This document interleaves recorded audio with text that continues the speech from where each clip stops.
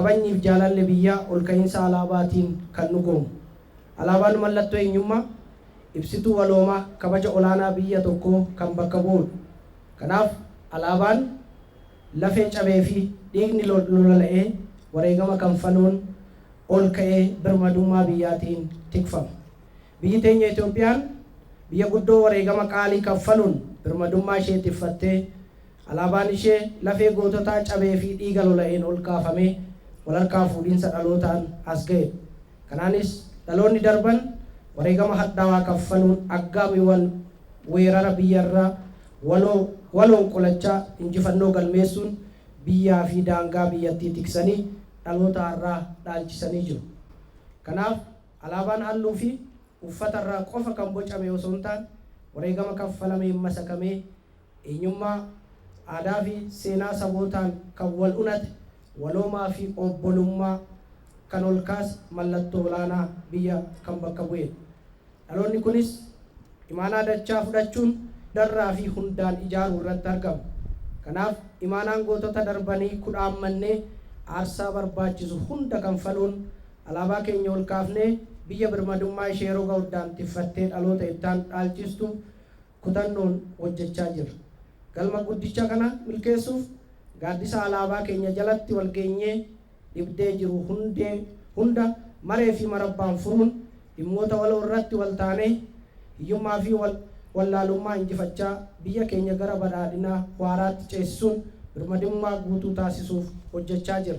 Guyyaa alaabaa bara kanaa wayita kabajnu ergaa ijoo alaabaa keenya misiraachoo bara ol ka'iinsaa olaanaa tokkummaa biyyaalessaa birmadummaa fi haaromsa Itoophiyaaf jedhuun yommuu ta'u, wareegama qaalii alaabaa keenyaaf ijaarsa biyyaaf kaffalamaa jiru beekamtii kennuun waliigaltee biyyaalessaa fi obbolummaa sabdaneessaa cimsuun tokkummaa biyyaalessaa dhugoomsuu irratti kan fuulleffannudha.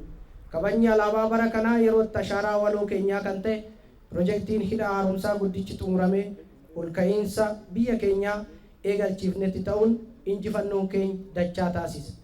Wayita guyyaa alaabaa kabajnus badhaadhina eegalame itti fufsiisuu, tokkummaa biyyaalessaa waloomaan jabeessuu, birmadummaa biyyaa roga hundaan tiksuu fi ol ka'iinsa Itoophiyaaf beekumsa hubannoo irratti karaa hundaa'een hojjechuun lammiilee hundarraa kan eegamudha. Biyyi kan nurraa dirree irratti bobbaanee irratti cimnee hojjannee qormaata injifannee badhaadhina milkeessuu, birmadummaa keenya tiksinee kabaja biyyaa ol kaasudha. Kana malees gooticha raayyaa ittisa biyyaa fi qaamolee nageenyaa aarsaa hunda kanfaluun birmadummaa keenya tiksaa jiraniif kabaja maluuf kennuun murteessaadha. Ergamaa kana galmaan ga'uuf hiyyummaa fi boodattafummaa injifannee biyya badhaate ijaarrachuun alaabaa keenya ol kaasuu qabna. Qormaata hedduu injifachaa dhufnee ammas injifachuun itti fufu. Alaabaan keenya agarsiiftuu heddumminaa, mallattoo waloomaa, tokkummaa biyyaalessaa, birmadummaa fi ol ka'iinsa biyya keenyaati. Gaaddisa alaabaa keenyaa jalatti nagaan ni waara, badhaadhinni ni milkaa'a. Itoophiyaanis wareegama ijoollee ishiitiin cimtee itti fufti.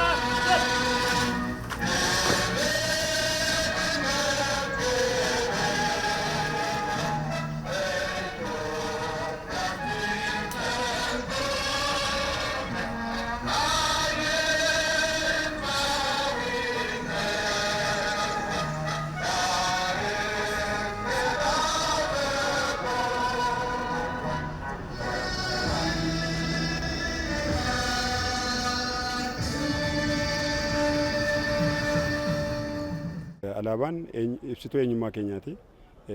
Alaabaan dhaloonni duraanis aarsaa guddaatti kaffalee asiin gahe.